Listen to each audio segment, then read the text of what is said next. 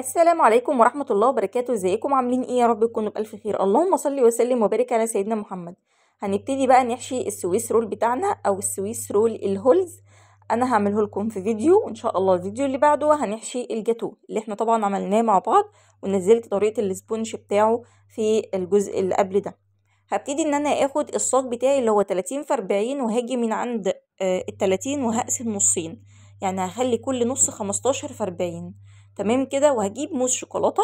الموس الشوكولاتة ده انا خفقته بمية مثلجة، تقدري تخفقيه بلبن حليب، وتقدري تحطي كريم شانتيه مع موس شوكولاتة، وتقدري تجيبي كريم شانتيه وتضربيه بحليب ميكس مثلا، او حليب وجناش.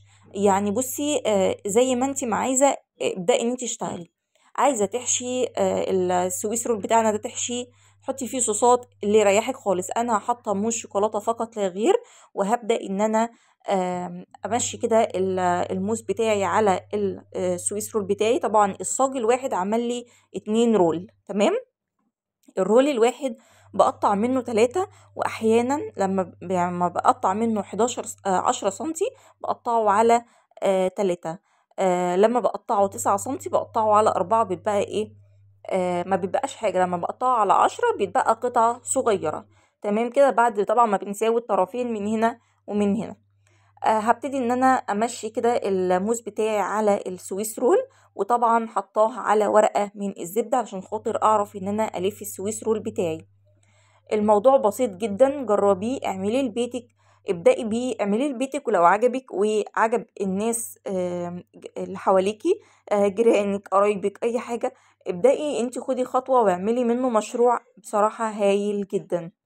اعملي منه في حفلات عندك، هينبسطوا بجد ومش هيصدقوا ان انت جايباه، او اللي انت عاملاه من انت عاملاه في البيت، هيفتكروا ان انت جايباه جاهز. هنبدأ كده نمسك الورقة الزبدة بتاعتنا، وابدأ ان انا امشي بالرول كده وادوس عليه حاجات بسيطة جدا علشان خاطر هو ضعيف ما يتكسرش. السويس رول لو اتكسر منك ولا يهمك خالص، احنا كده كده هنكبسه دلوقتي زي انتم هتشوفوا معايا دلوقتي. الخطوة ديت هنكبسه وهندخله الفريزر. هيجمد جدا، لما تيجي تجلسيه هيتجلس ومش هيبان معاكي ان هو مشقق ولا مكسر ولا فيه اي حاجة. والسبونج طري جدا معانا.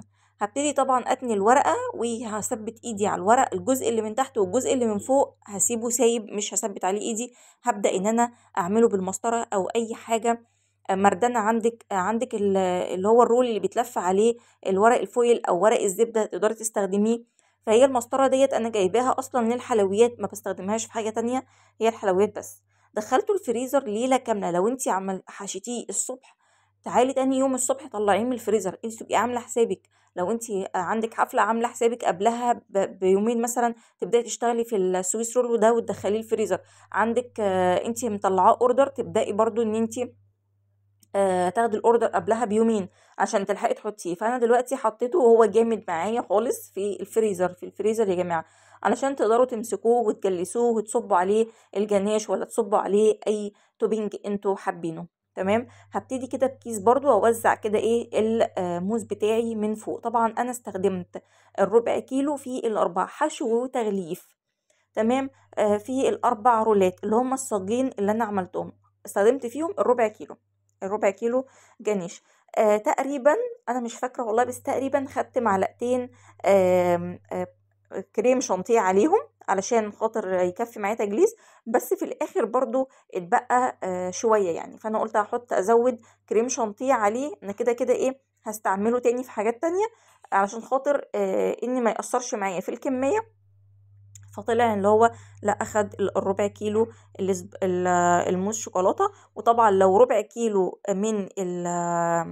من الكريم شانتيه، لا هياخد اقل من ربع كيلو. ممكن ياخد 200 جرام من الكريم شانتيه اللي انت هتحطي عليه الجناش لو استخدمتي كريم شانتيه.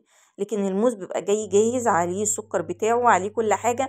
فالربع كيلو ما بيطلعش كميه كبيره زي الكريم شانتيه. انا بدات ان انا اخد المسطره دي في الميه السخنه وابدا ان انا اسويه كده، بس لقيت ان ايه في عندي كده ورقه دوسيه كنت بستعملها، فاسهل حطها في الميه السخنه وبدات ان انا اساوي بيها الوش زي انتم ما شايفين كده. ده كده جناش شوكولاته عاملاه. اللي هو عبارة عن كوباية إلا ربع من المية وربع كوباية من الكريم شانتيه وظرف من النسكافيه البلاك أو معلقة لو عندك البرطمان ده، وتقلبيهم على البارد و3 معالق من الزيت، وتبدأي تقلبيهم على البارد وبعدين حطيهم على النار. أول ما يبتدوا إن هم يغلوا كده انزلي عليهم ب200 جرام شوكولاتة اللي انت بقى حباها، شوكولاتة دارك، شوكولاتة بالحليب اللي انت حباه. نزلي عليهم بالشوكولاته وقلبيه كويس جدا، وما تسيبوش يغلي على النار علشان اللمعه بتاعته دي ما تروحش وتطفي، هيفضل لامع كده. يعني هبدأ ان انا اخد الشبكه بتاعتي دي واخبطها كده خبطتين علشان خاطر تنزل كل الجناش ويتساوى ويبقى معايا تمام. لو في حته كده باينه مفيش، احط لها جناش عادي، مفيش اي مشكله خالص، وبرده هبدأ ان انا اخبط تاني.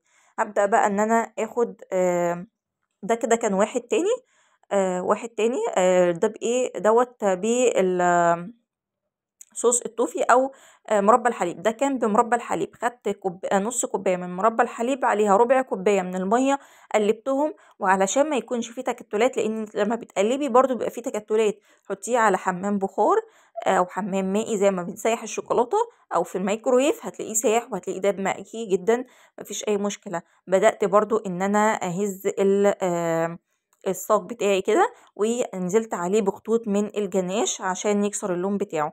ده بقى عملت ايه بقى، ده الروشيه اللي عندي كان خلصان، البرطمان ده كان خلصان. فالمهم رحت جايبه نوتيلا عادي جدا وطحنت معاها بندق، جبت بندق مجروش وحطيته. ممكن تجيبي ويفر برضو، ممكن لو عندك الفيوتين تحفه جدا.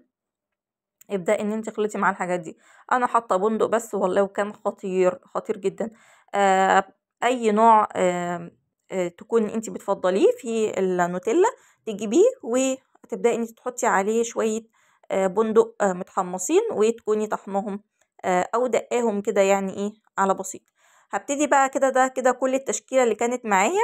مربى الحليب حطيت عليها جناش، وحطيت عليها واحده من العين الجمل، وال اللي هو الجناش اصلا حطيت عليه خطوط من الجناش اسود، وحطيت عليه كان عندي كندر بوينو حطيت برضو، وده كده كان الشكل النهائي. وطبعا اللي هو الفيرو روشيه ده حطيت عليه قطعة من البسكوت بالشوكولاتة اهو وبندق.